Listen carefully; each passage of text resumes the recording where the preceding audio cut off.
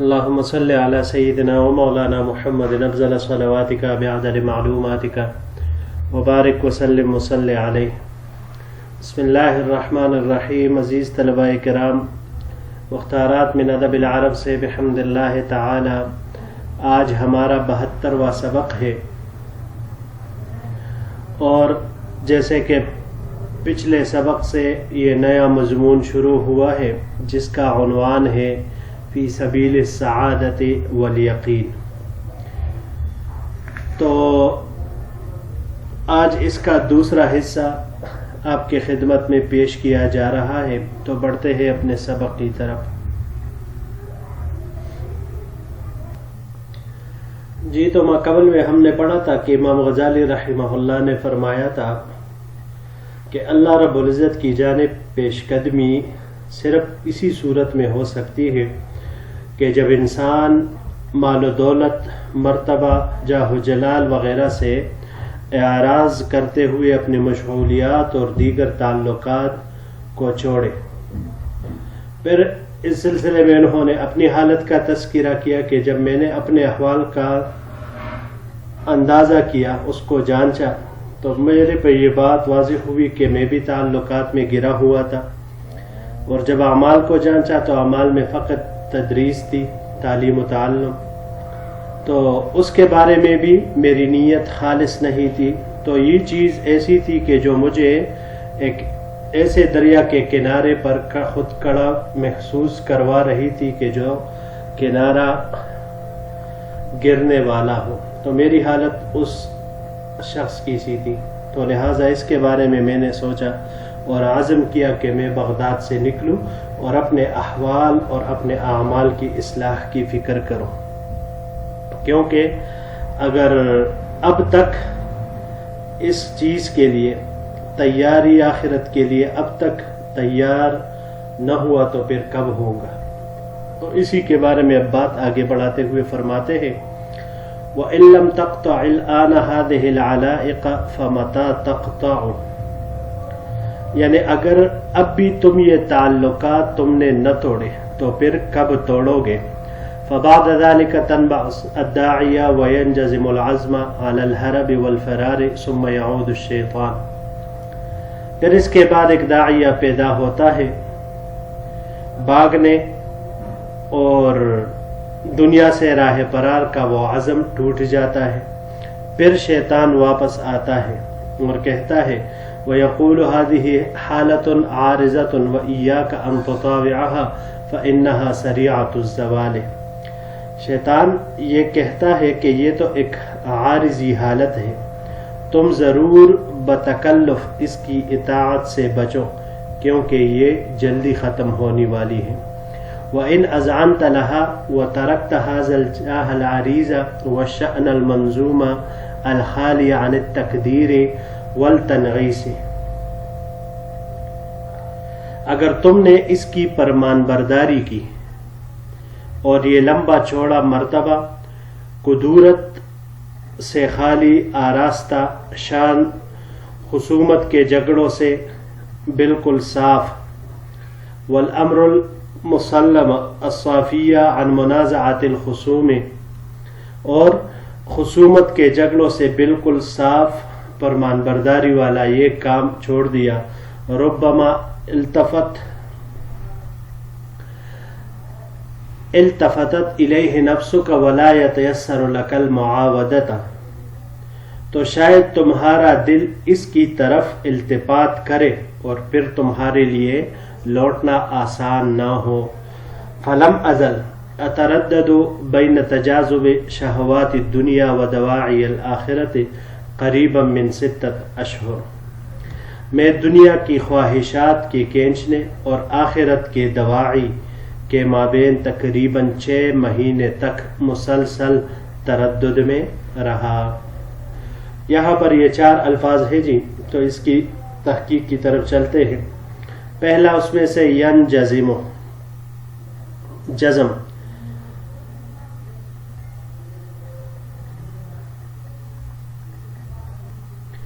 باب ضرب سے اس کا مصدر جزمن آتا ہے، پورا کرنے کے معنی میں.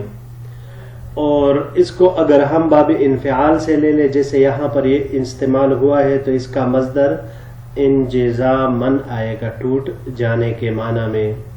اور باب تفاعل سے تجزمن، اس کا مصدر آتا ہے پٹنے کے معنی میں.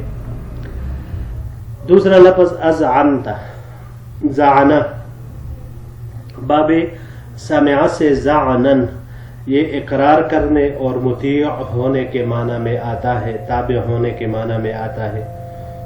یہاں پر یہ باب افعال سے استعمال ہوا ہے، اذعن یذعن اذعانا، یہ بھی تابع و مطیع ہونے کے معنی میں استعمال ہوتا ہے. التقدیر، تقدیر قدرہ سے ہے، قدرہ یہ باب نصرہ سے قدرن، اور قدورن اسی طرح باب سمع اور کرمہ سے بھی قدورتن قدارتن، میلہ ہونے کے معنی میں یہ آتا ہے.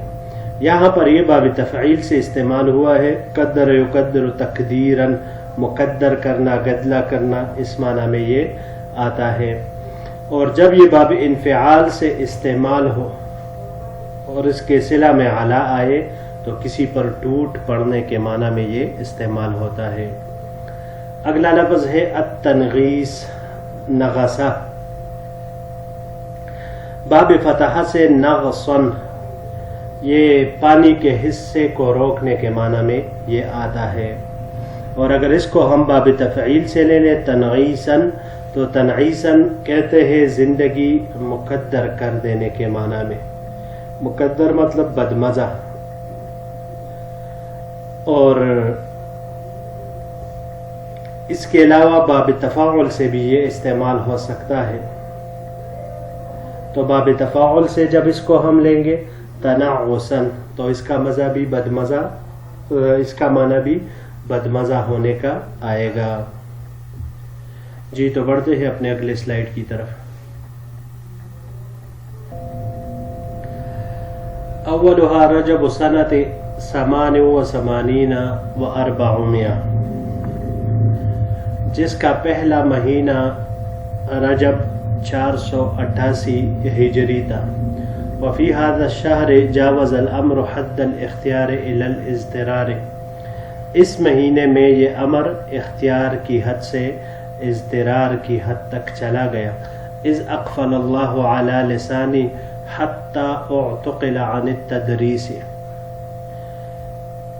جب اللہ تعالیٰ نے میری زبان پر تالا لگایا یہاں تک کہ تدریس کرنے سے میری زبان محبوس ہو گئی، یعنی میں تدریس نہیں کر سکا. فکنت اجاہد نفسی ان ادرس یوما واحدا تطیبا لقلوب مختلفت، میں بہت کوشش کرتا کہ مختلف دلوں کی خوشی کے لیے کسی دن پڑھاؤں.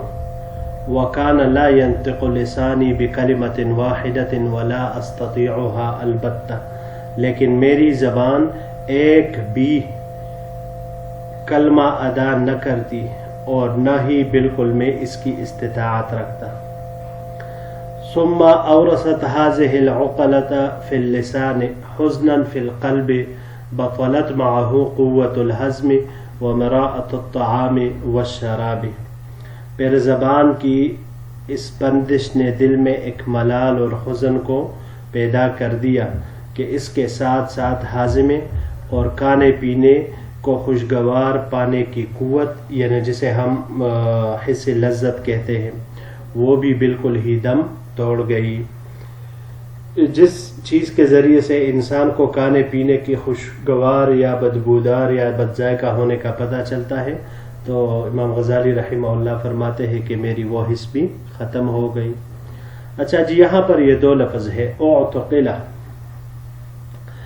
عقلہ سے ہے. عقلہ باب افتعال سے یہ یہاں پر استعمال ہوا ہے اعتقالاً. اعتقالاً زبان کا بند ہونا، اعتقالاً لسانہ یعنی اس کے زبان کا بند ہونا، اس معنی میں یہ آتا ہے. اچھا جی، اگلا لفظ ہے مراعت. مرا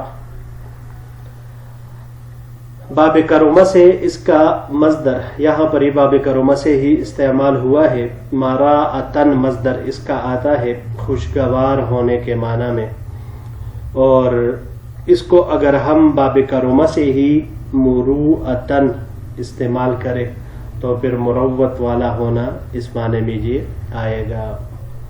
اس کے علاوہ اس کا استعمال باب سمعہ سے بھی ہوگا، لیکن باب سمعہ سے اس کا مصدر مرعن آئے گا. مرعن یہ کہتے ہیں زنانہ طرز کا ہونا، یعنی جو عورتوں کے طرز اور انداز پر ہو اس کو کہا جاتا ہے. جی تو بڑھتے ہیں اپنے اگلے سلائیڈ کی طرف. فَكَانَ لَا يَنْسَاغُ لِي شَرْبَةً، یعنی اس طرح پانی کا گھونٹ نہ گلے سے آسانی سے اترتا، وَلَا تَنْحَزِمُ لِي لُقْمَةً، اور نہیں مجھے کوئی لقمہ ہضم ہوتا.